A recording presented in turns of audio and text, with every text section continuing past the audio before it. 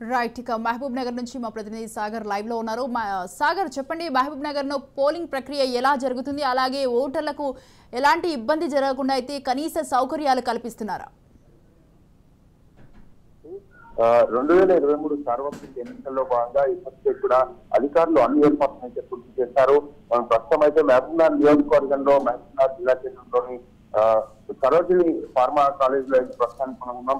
అయితే ప్రస్తుతం మనం చూస్తున్నాము, ఉదయం 7 గంటల నుంచి కూడా ఓటర్లకు సంబంధించి ఓటర్ ప్రక్రియ అంతా కూడా ప్రారంభమైంది. ఇప్పటికే కూడా ఓటర్లు తమ ఓటు హక్కును వినియోగించుకోవడానికి కూడా తరలి వస్తున్న పరిస్థితి కనిపిస్తుంది. మనం చూస్తున్నాం ఒకసారి విజువల్స్ లో దాదాపుగా కూడా లైన్ లో నిలబడి కూడా ఉదయం 7 గంటల నుంచి తమ ఓటు హక్కును అయితే వినియోగించుకుంటున్న పరిస్థితి అయితే కనిపిస్తుంది.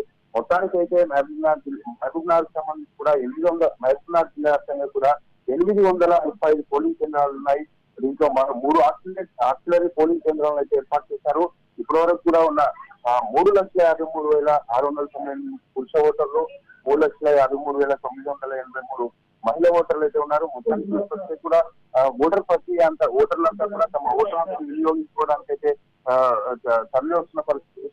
విదేశానికి సంబంధించి మనతో పాటు కొంతమంది ఓటర్లు అయితే ఉన్నారు. వాళ్ళు మరిన్ని విషయాలు అడిగి తెలుసుకునే ప్రయత్నం చేద్దాం. సార్ చెప్పండి, ఎక్కడి నుంచి వచ్చారు? ఓటు హక్కును వినియోగించడానికి ఎక్కడి నుంచి వచ్చారు? ఎలాంటి సౌకర్యాలు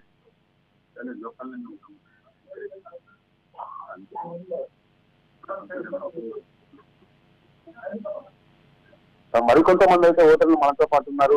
వాళ్ళు మాట్లాడించే ప్రయత్నం చేస్తారు. సార్ చెప్పండి, ఎక్కడి నుంచి వచ్చారు? ఇదే నా మొదటిసారి ఓటర్ చేస్తున్నాను.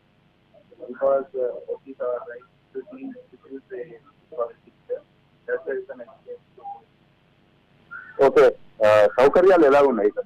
సౌకర్యాలు బాగున్నాయి.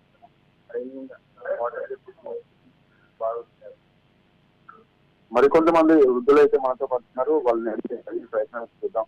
సార్ చెప్పండి, ఎక్కడి నుంచి వచ్చారు? సౌకర్యాలు ఎలా ఉన్నాయి? బాగానే ఉన్నాయండి. ఇది పరిస్థితి. మొత్తానికి అయితే కూడా ఓటర్లు తమ ఓటు హక్కును వినియోగించడానికి అయితే దాదాపుగా కూడా లైన్ లో నిలబడి కూడా ఓటు హక్కును వినియోగిస్తున్న పరిస్థితి అయితే కనిపిస్తుంది. ఇక్కడ ప్రస్తుతానికి కూడా అన్ని ఏర్పాట్లు అయితే పూర్తి చేస్తామని కూడా అధికారులు చెప్తున్న పరిస్థితి. ఇక్కడ పోలింగ్ కేంద్రాల వద్ద ఎటువంటి అవాంఛనీయ సంఘటనలు జరగకుండా కూడా పోలీసులు గట్టి బందోబస్తును అయితే ఏర్పాటు చేశారు.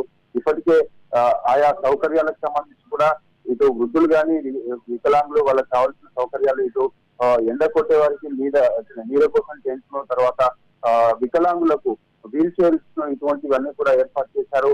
వెబ్కాస్టింగ్ ద్వారా పోలింగ్ సంబంధించిన ప్రక్రియనంతా కూడా ఈసీకి సంబంధించిన అధికారులు అయితే పర్యవేక్షిస్తున్న పరిస్థితి